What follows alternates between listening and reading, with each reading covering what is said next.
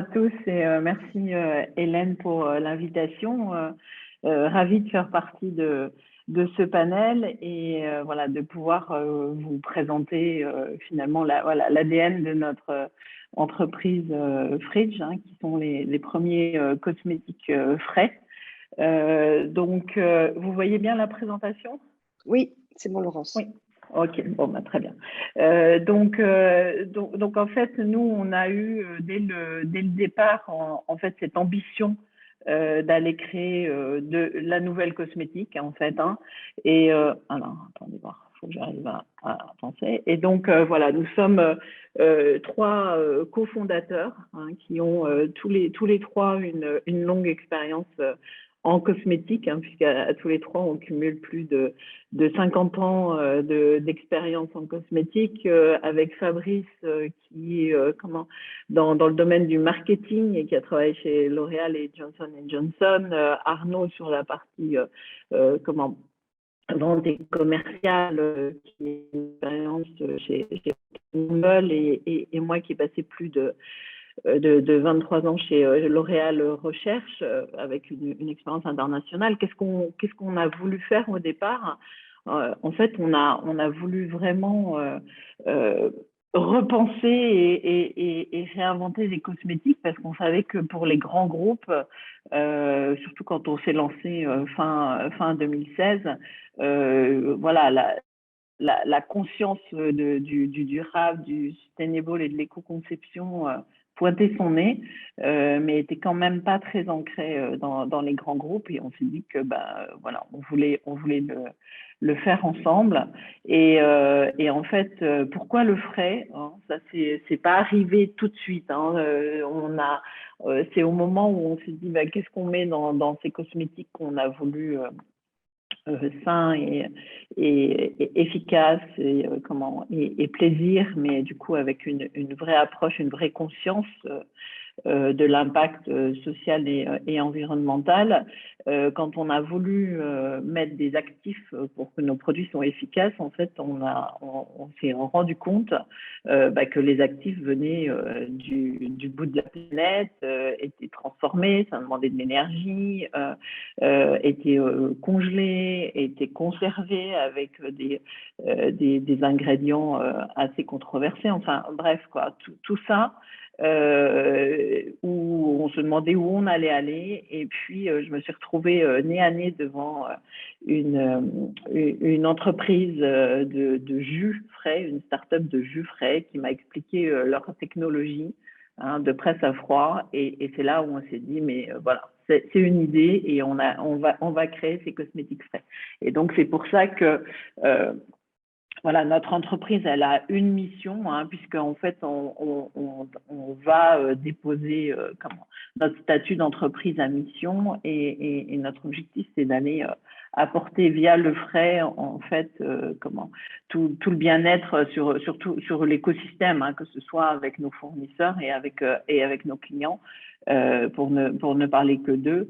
Et c'est ça que je vais voilà, vous expliquer et vous montrer comment on a fait.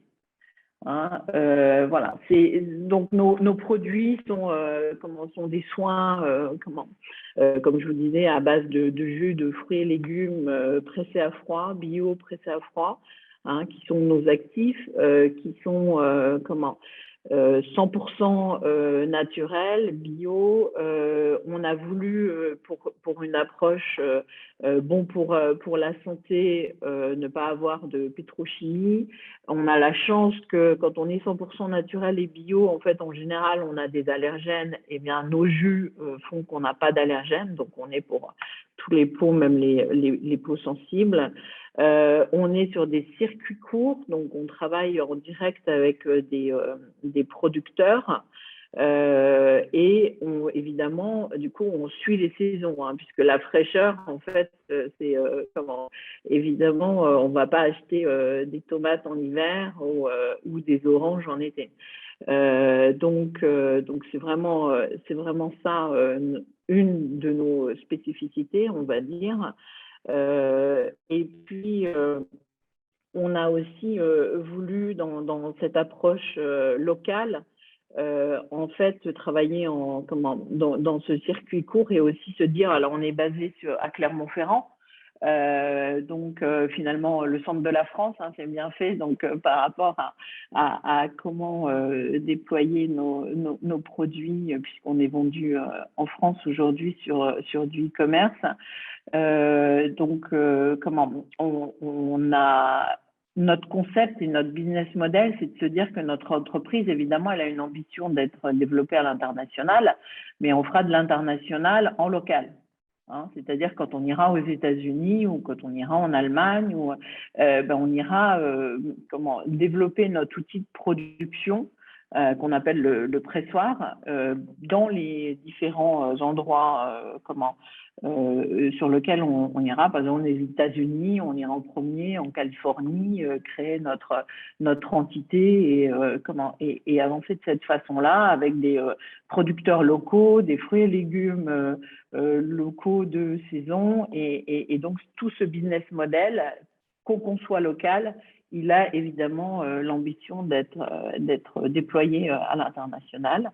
Et puis un autre point qui est important, on en reparlera plus tard, hein, c'est finalement la quantité de produits, les packaging et voilà, donc on est sur des petits contenants hein, puisque nos produits ont une date d'utilisation, hein, puisque comme quand vous achetez des fruits et légumes sur le marché, vous n'imaginez pas acheter vos tomates ou vos concombres et les manger 6 mois après. Donc c'est pareil pour cosmétiques frais. Hein, vous avez 1 mois et demi d'utilisation à conserver au frais.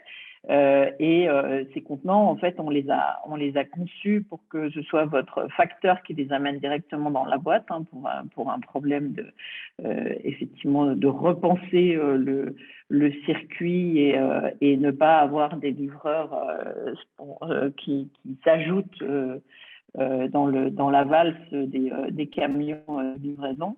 On a aussi et surtout repensé que ces produits, ces packs sans plastique, soient réutilisables et consignés, renvoyés gratuitement par les consommateurs et réutilisables indéfiniment, puisque c'est de l'aluminium et du verre. Et dans l'approche zéro gaspillage, on a aussi une démarche de coproduit. Voilà. Et en fait, on a basé tout la démarche et la réflexion et la mise en place de nos produits, en fait, dans une démarche de cycle de vie hein, et une approche circulaire. Alors, j'ai remis pour rappel, en fait, le cycle de vie et l'impact des différentes étapes hein, qui a été publié en 2020 par Quantis. Hein, c'est une société que vous devez connaître qui fait les cycles de vie, en particulier sur les cosmétiques, mais bon, il y en a d'autres.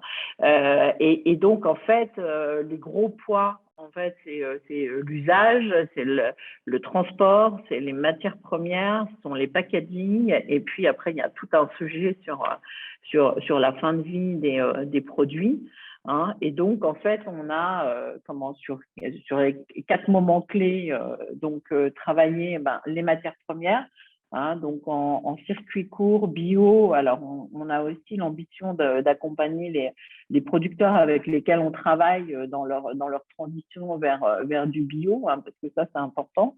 Et puis quand on parle matières premières, fruits et légumes, on fait toujours le lien en disant mais on va prendre sur l'alimentation, hein, qui est aussi un challenge aujourd'hui à adresser. Donc en fait, nous on travaille avec nos producteurs pour qu'ils nous fournissent le plus possible des fruits et légumes qui sont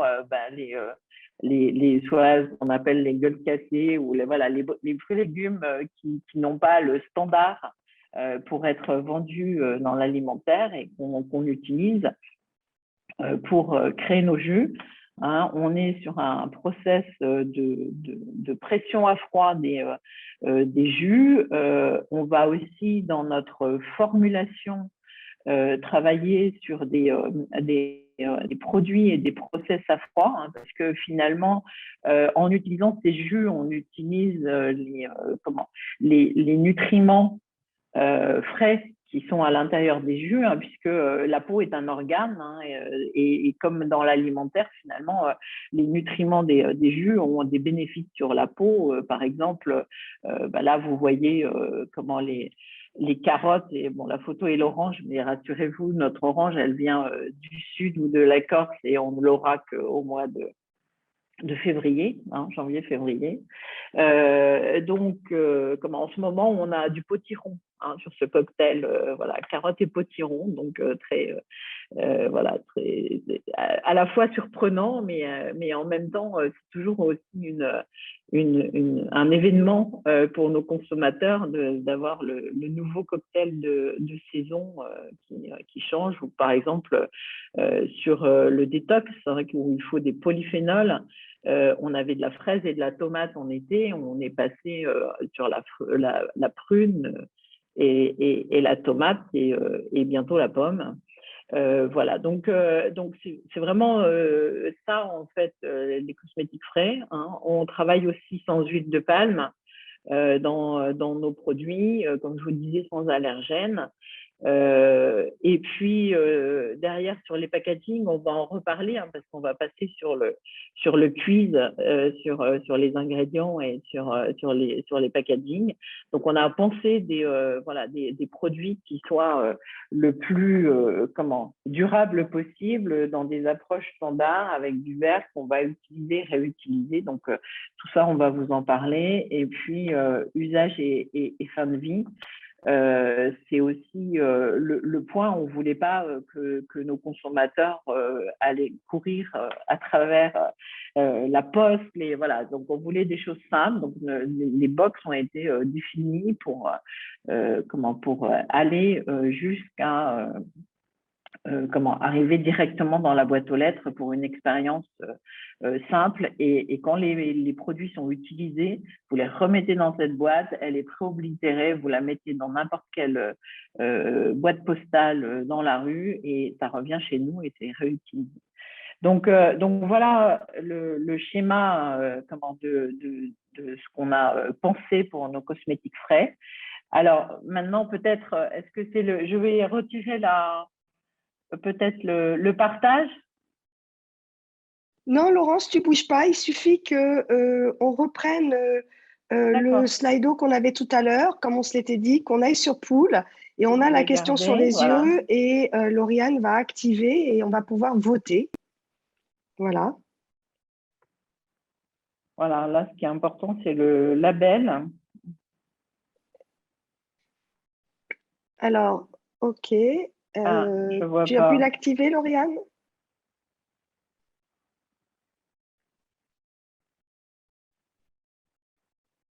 Alors, c'est en cours, mais…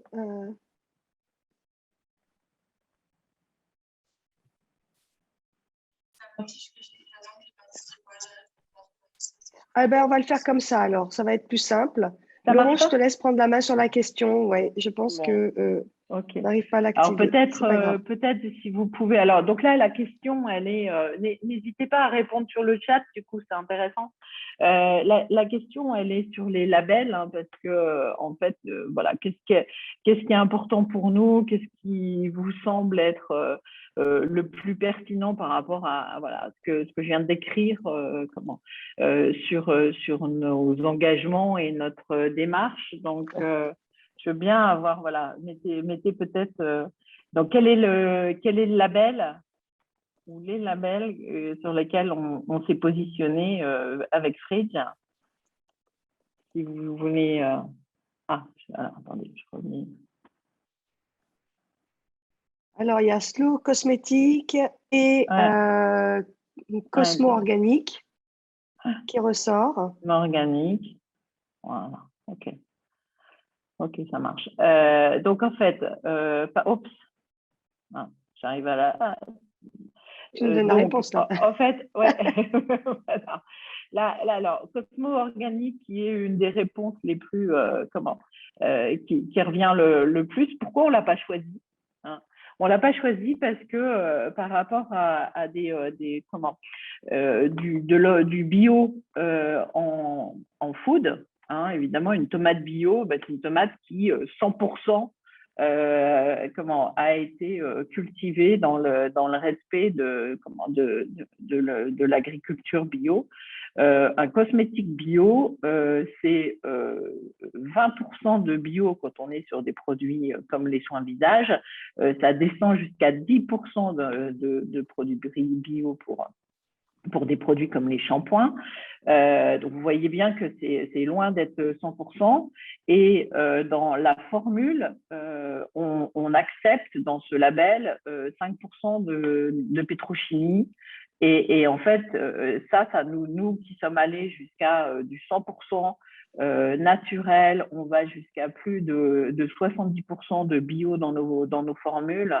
On est sans allergènes, sans huile de palme. On s'est dit que ce label ne nous correspondait pas. Le AB, pourquoi je l'ai mis? Parce qu'en général, il n'est pas associé aux cosmétiques, mais il est associé à l'alimentaire, aux fruits et légumes. Et en fait, nous, on peut se permettre d'avoir ce label AB, hein, puisque ce sont le label de nos fruits et légumes et qu'on en a plus de 70%, comme je vous le disais. Et voilà. Et donc, la bonne réponse, c'est Slow Cosmétique, hein, puisque, en fait, on a choisi de faire partie de ce mouvement et de ce label parce qu'il correspond plus à nos valeurs et à ce qu'on a voulu créer de façon globale. Et je vous montrerai pourquoi. Voilà, parce que dans la Slow Cosmétique, il y a une vraie démarche écologique, hein, de façon globale, avec les cycles courts, le local. Il y a une démarche sur la santé, hein, avec ne pas utiliser de perturbateurs endocriniens et limiter la pétrochimie.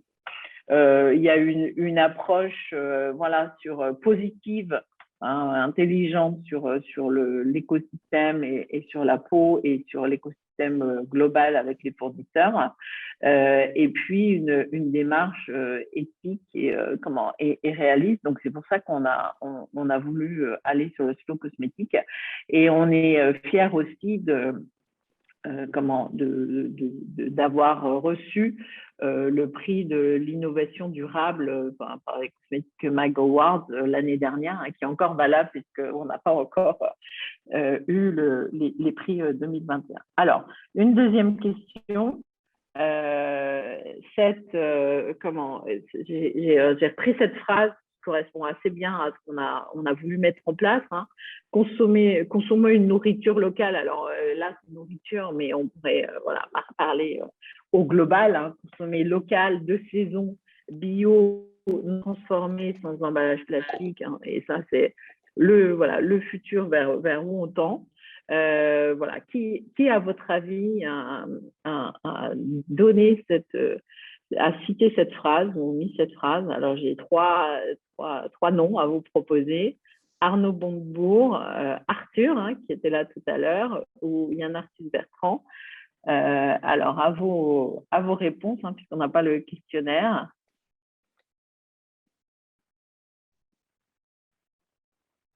Okay. Les réponses, 3, okay. Arthur. Pas mal pas mal de 3. Alors, ceux qui ont mis 3, vous pouvez dire d'où vient cette phrase? Ah mince, j'ai tapé trop vite. Donc, en fait, c'était la conclusion. Je ne sais pas si vous avez vu le dernier film de Yann Arthus Bertrand qui s'appelle Legacy, hein,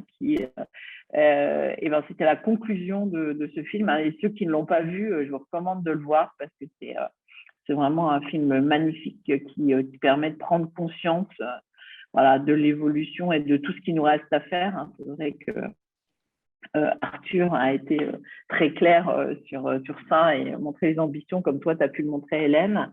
Mais voilà, chacun a…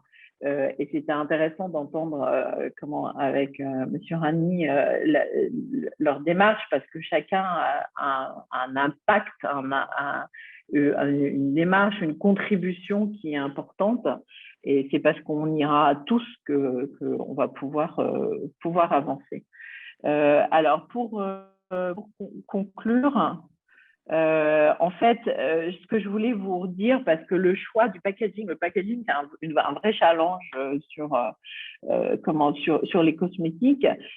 Et en fait, il y a plusieurs alternatives. Nous, on a voulu réutiliser les produits, les packaging, hein, parce que dans la démarche, recyclable, c'est bien. Mais recyclable, on voit bien que dans les plastiques, il n'y a que 20% des plastiques qui sont recyclables.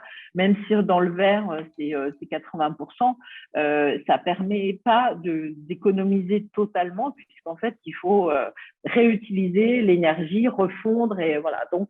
Donc en fait, la démarche avant de recycler, c'est déjà de réutiliser. Donc il y a l'approche de tout ce qui est refill, donc on recharge les produits, hein, ça se fait pas mal sur les packaging, sur les parfums par exemple, et de plus en plus sur les soins. Et on voit bien que avec 5 refills, voilà, on a un facteur 1,5 sur le CO2. Ce qui est pas négligeable. Par contre, sur le verre, alors voilà, les données qu'on a pu voir entre du verre qui est recyclé et du verre qui est réutilisé, en fonction du nombre de réutilisations, mais celle-là est vraiment infinie, on peut avoir après 20 réutilisations, en fait, 80% de gaz à effet de serre en moins. Donc ça, ça devient des impacts très positifs et pas négligeables. Et c'est vraiment dans cette démarche qu'on s'est positionné. Et enfin, voilà, donc ça, c'est le slide de conclusion, hein, pour synthétiser un petit peu ce que sont les cosmétiques frais, hein, donc pour 100% naturel, des fruits et légumes de saison, vegan, je vous en ai pas parlé, mais effectivement, c'est important pour nous. Même, voilà, pas de cire d'abeille, pas de soie, rien, voilà, voilà, vegan, allergène. Ce que j'ai pas dit non plus et qui est intéressant, c'est qu'on utilise des coproduits. Par exemple, quand on fait un jus de carotte, on a de la pulpe qui reste. Cette pulpe, on l'utilise pour aller faire des macérats qui vont faire d'autres produits. Donc, on est vraiment dans cette démarche zéro déchet complètement. Voilà, le local. Et puis, il faut pas oublier, les cosmétiques, c'est quoi? C'est bien d'être bon pour la planète, hein, on s'attache à faire ça. Mais en premier, il faut du plaisir et de l'efficacité. Et donc voilà, donc c'est cette équation et qui est challengeante, hein, je peux vous le dire, qui apporte les cosmétiques frais Fridge. Voilà. Merci Laurence. Deux petites questions rapidement avant qu'on conclue parce qu'on est juste sur le timing. Une première question qui a été posée par Stéphanie et qui dit, mais est-ce que vous pouvez expliquer les 40% d'usage? Et une deuxième question de Delphine qui dit, mais pourquoi le choix de ce label? Et est-ce que c'est clé pour le marché? Qu'est-ce qui a poussé cette démarche? Est-ce que c'est une question de notoriété? Voilà, si tu peux rapidement nous faire voilà, un retour. Sur le label, en fait, c'est vraiment un choix et une adéquation en fait entre notre marque et les labels disponibles. Donc voilà, c'est pas nécessairement un driver de business aujourd'hui parce que par exemple pour rentrer dans les boutiques bio, il faut le label bio et nous on n'en veut pas. Donc on est en cours de négociation avec Biocop sur comment faire entrer les cosmétiques frais chez eux. Hein. C'est pas fermé, mais voilà. Et puis ce qu'il faut savoir, c'est qu'on est aussi distribué en circuit court avec La Ruche qui dit oui. Hein, et ça, c'est une grande fierté parce qu'on est des rares cosmétiques à être avec La Ruche qui dit oui. Donc, pour répondre aux 40% sur l'usage, en fait, sur l'usage, il y a beaucoup de gaspillage. C'est-à-dire, vous regardez toutes vos salles de bain, il y a des dizaines tous, hein, même j'inclus les hommes aussi dans ça. Et il y a au moins une dizaine, si c'est pas plus, de produits qui ont été entamés, utilisés, voilà, et qui sont pas qui sont là, qui servent plus à rien ou voilà. Et dedans il y a plein de choses, voilà, qui vont finir à la poubelle. Et là, on a voulu repenser ça. Et voilà, c'est ça l'usage. C'est aussi l'utilisation de l'eau. hein, qui est un point important. Donc voilà, pour répondre Alors, une à dernière cette question. question, et puis après, on va devoir conclure rapidement. Une question de Nathalie qui dit, avez-vous pensé à la distribution en vrac qui répond vraiment au zéro déchet? Oui, alors, nous, en fait, on est comment? Alors, le vrac, hein, pour bien creuser ça, c'est pas nécessairement le zéro déchet parce que derrière, il faut transporter, il faut comment apporter le vrac et la gestion du frais n'est pas si simple aujourd'hui. Ce qu'on voit, c'est que dans le vrac, il y a des polémiques entre guillemets pour dire que transporter 10 kilos, ça fait des packaging qui sont finalement plus polluants que 10 packaging d'un kilo. Mais nous, en tout cas, on explore la totalité du business model, puisqu'avec le frais, il faut qu'on réinvente ce business model. Donc, oui, le vrac fait partie des options. Le solide, on est en train de travailler sur des innovations solides, frais. Donc voilà, vous comprenez quand je dis ça que c'est un grand challenge. Donc on espère que l'année prochaine, ça arrivera. Mais voilà, rien n'est fermé et tout est exploré. Effectivement, chaque contribution a un impact positif et exploré et regardé. Très bien. Un grand merci, Laurence, pour cette intervention, ce partage.